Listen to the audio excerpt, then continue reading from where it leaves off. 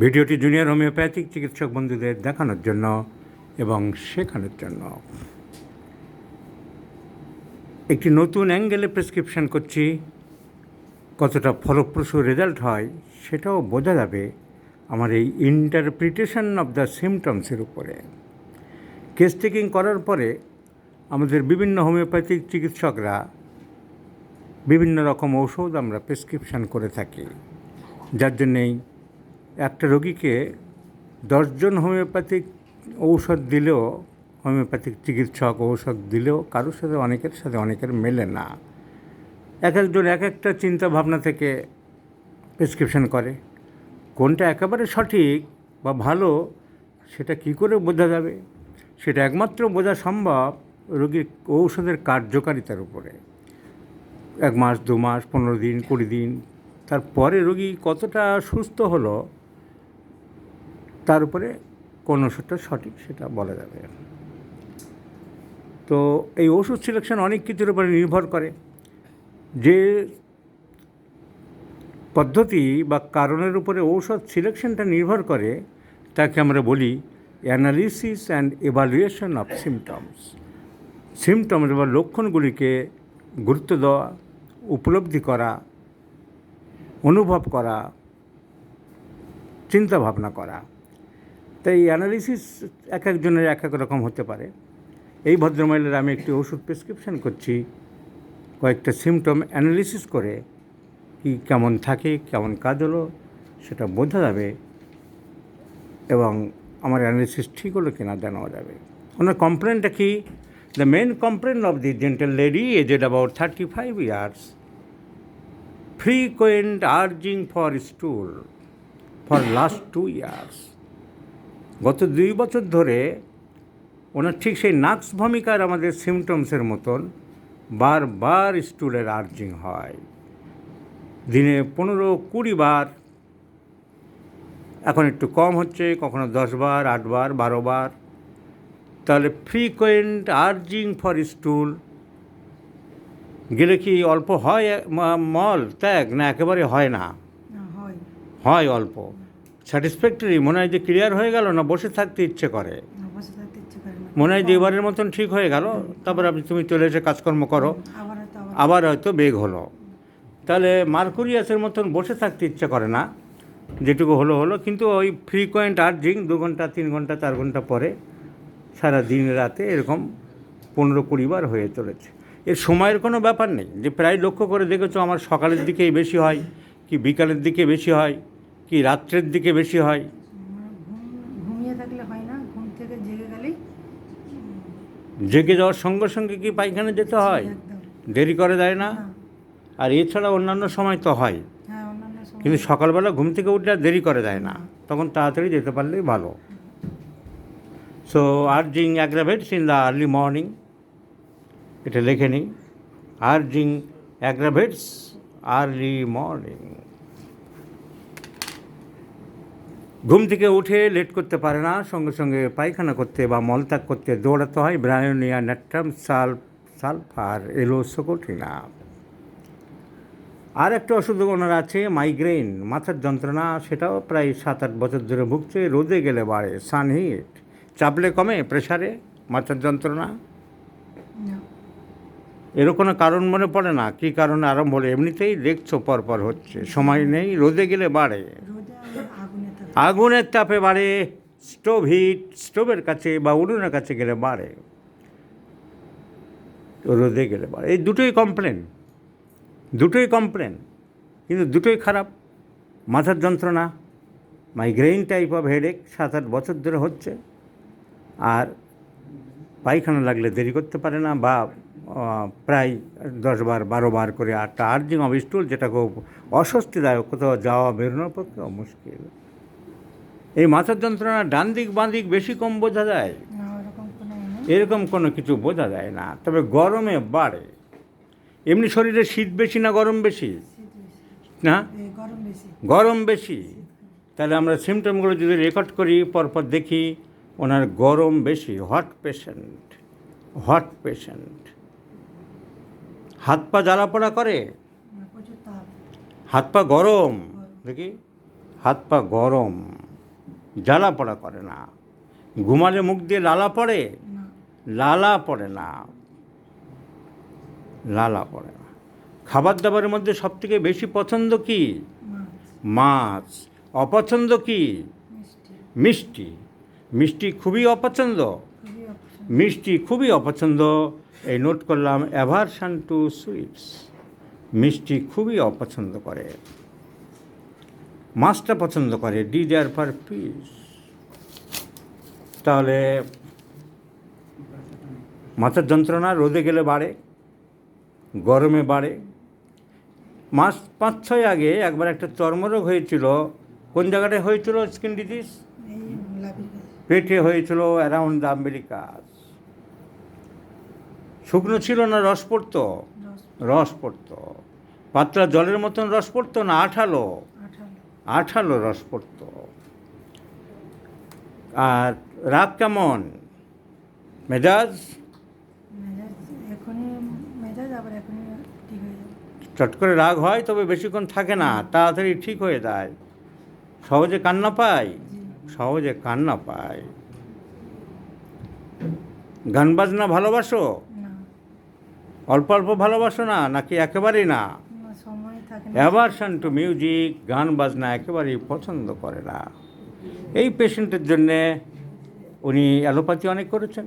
এই পেশেন্ট তার চিকিৎসার জন্যে অ্যালোপ্যাথির ডাক্তারেরা তাদের প্রেসক্রিপশান, তাদের যা চিকিৎসা পদ্ধতি সেইভাবে উনি করেছেন। দিলীপ কুমার বেরা, আসিফ হক আহমেদ, আশফাক আহমেদ, টি.কে. পাল। কিন্তু এই অ্যালোপ্যাথি ওষুধে পুরোপুরি সুস্থ হতে পারেনি রোগী, অনেক জায়গায় দেখিয়েছে। তারপরে অরবিন্দ সেবা কেন্দ্রেও দেখিয়েছে, কিন্তু মাথার যন্ত্রণা আর পেট ওনার ঠিক হচ্ছে না, প্রচুর কাগজপত্র আছে। উনি হোমিওপ্যাথিক চিকিৎসক দুজনকে দেখিয়েছেন। আমরা দেখব তারা কি প্রেসক্রিপশন করেছে। একজনকে বোধহয় একজনকে দেখিয়েছে doctor Sushil Kumar Mondal, associate professor of Kharagpur homeopathic medical college and hospital. দেখব ডাক্তারবাবুর কাছে কী কী প্রেসক্রিপশন হয়েছে। আমি একটা প্রেসক্রিপশন ওষুধ ঠিক করেছি। গ্রাফাইটিস সিলেকশন করেছি। ওনাকে গ্রাফাইটিস দিতে চাইছি। দেখি ওনারা গ্রাফাইটিস দিয়েছেন কিনা। আমারটাই ঠিক আমি বলছি না, ওনাদেরটা দেখছি কে কী ওনারা কী কী দিয়েছেন। Pulsatilla 1M, নাক্সবাম 1X,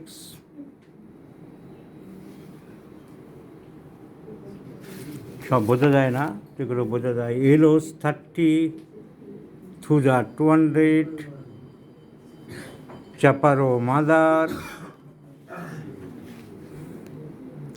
নাক্সবাম mother, croton tig mother, aloe socotrina mother, dioscorea mother. কি পেট ব্যথা হতো নাকি মাঝে মাঝে? Ruta mother.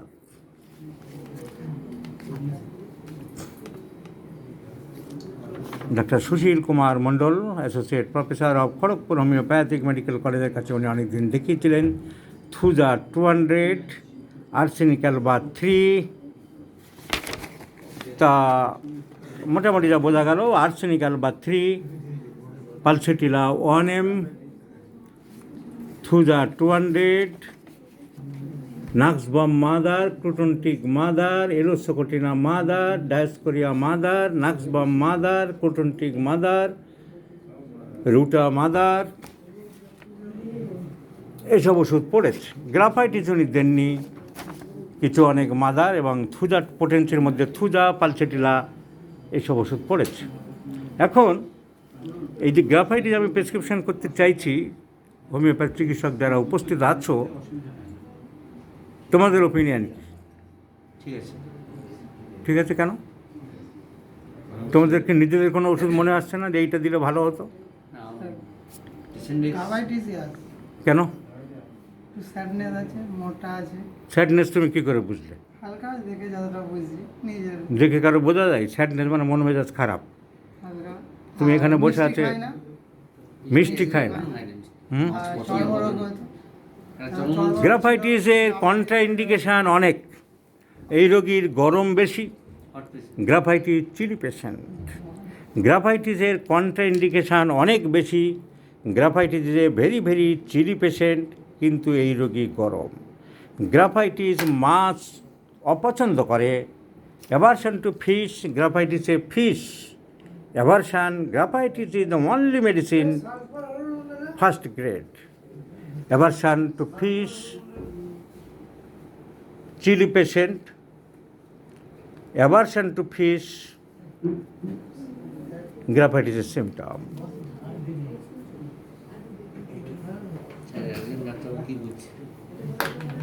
গরমে মাথার যন্ত্রণা বাড়ে, স্টোভ হিটে বাড়ে,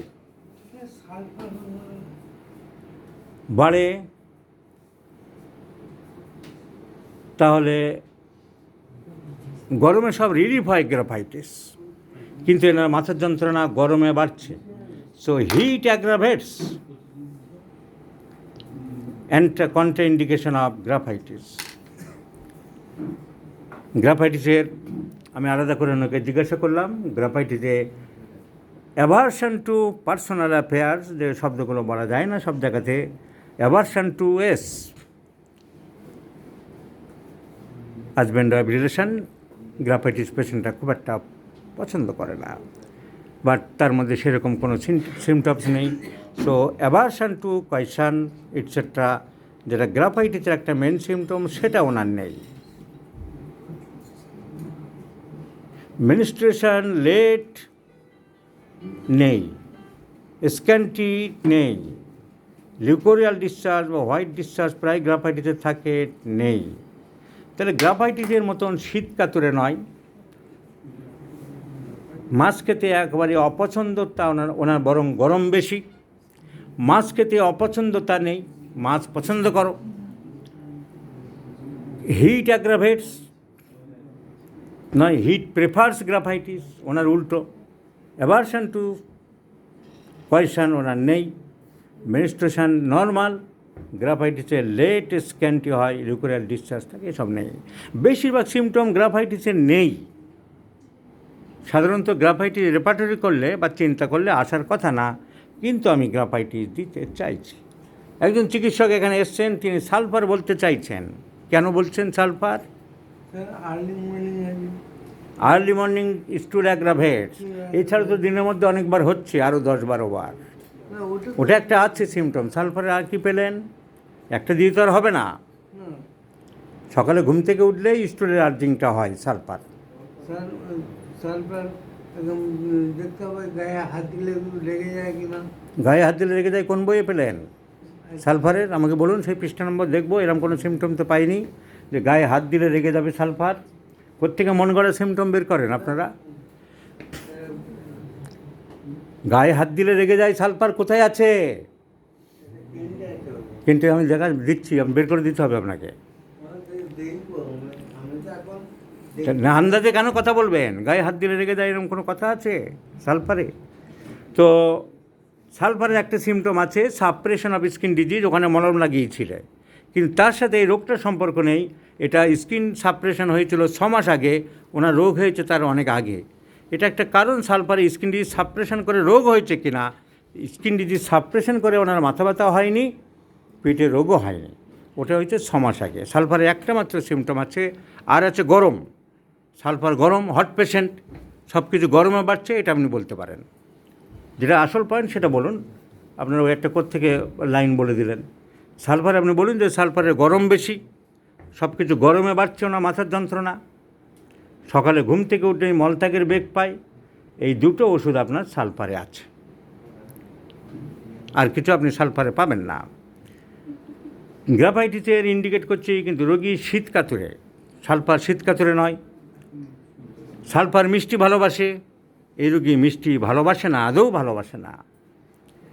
ঘরের জিনিসপত্র ছড়ানো ছিটানো থাকে না, পরিষ্কার পরিচ্ছন্ন করে গুছিয়ে গুছিয়ে রাখে। সালফার হলো না আপনার, সালফার ছড়িয়ে ছিটিয়ে রাখে। তো তবু গ্রাফাইটিস কেন? এটি আমার ইন্টারপ্রিটেশান। এই কারণে যে মিষ্টি উনি একেবারে পছন্দ করেন না, অ্যাভারশন টু সুইটস। ডিজায়ারের থেকে অ্যাভারশনের দাম বেশি, আর আবার অ্যাভারশনের থেকে ডিজ্যাগ্রির দাম আরও বেশি, ইনটলারেন্স। মিষ্টি আমি আর তেমন কিছুই পাচ্ছি না, কোনো ওষুধের সিমটম যেহেতু পারফেক্টলি পাচ্ছি না, তাহলে আমি ইম্পর্টেন্ট পিকিউলার সিমটমগুলোকে দাম দেবো। মিষ্টি মোটেই পছন্দ করেন না একজন বাঙালি ভদ্রমহিলা। বাঙালিদের একটা সহজাত খাবার মিষ্টি, মিষ্টি মোটেই পছন্দ করে না। স্ট্রংলি ভালোভাবে জানলাম মিষ্টি আপনি মোটেই খুব পছন্দ করেন না। সো ফসফরাস আর graphite is the two important medicines, strongly aversion to sweets. Music পছন্দ করে না, কেউ এটা একেবারেই পছন্দ করেন না উনি, যে মাঝে মধ্যে শুনি টুনি ওই সময় পেলে শুনি বা হয়তো শুনলাম তা না, উনি মোটেই পছন্দ করেন না মিউজিক, গান বাজনা তুমি মোটেই পছন্দ করো না, সময় নেই তো দেখবো। পছন্দ করো না, সময়ের ব্যাপার আলাদা, আবার সময় অন্যদিকে ঘুরিও না। না, তুমি তো বলেছো আমি মোটেই পছন্দ করি না, যাই না তাই। সময় থাকলেও তুমি দেখবে না, না না যাই না। একটা সাথে একটা মেশাবে না, আবার সময় বলছো কেন এখন? তুমি বলেছো আমি মোটা ছোটো থেকে ওসব পছন্দ করিই না। So strong aversion to music, strong aversion to sweets, physical makeup, tendency two obesity, and the fourth symptom, hunger aggravates, relief by food. খিদে পেলে তোমার সব কষ্ট বাড়ে, খেলে তুমি রিলিফ বোধ করো, এটা বলেছ। So hunger aggravates, eating amelioration, so graphites. Hunger aggravates, graphites, eating অ্যামিউলেশন।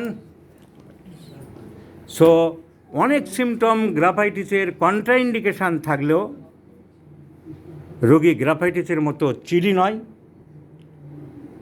গ্রাফাইটিসের মতন অ্যাভারশন টু ফিশ নেই, হিট ইন জেনারেল অ্যাগ্রাভেটস নেই, অ্যাভারশন টু পয়সন নেই, মেনস্ট্রুয়েশন লেট নেই, লিউকোরিয়াল ডিসচার্জ নেই, কনস্টিপেশন নেই।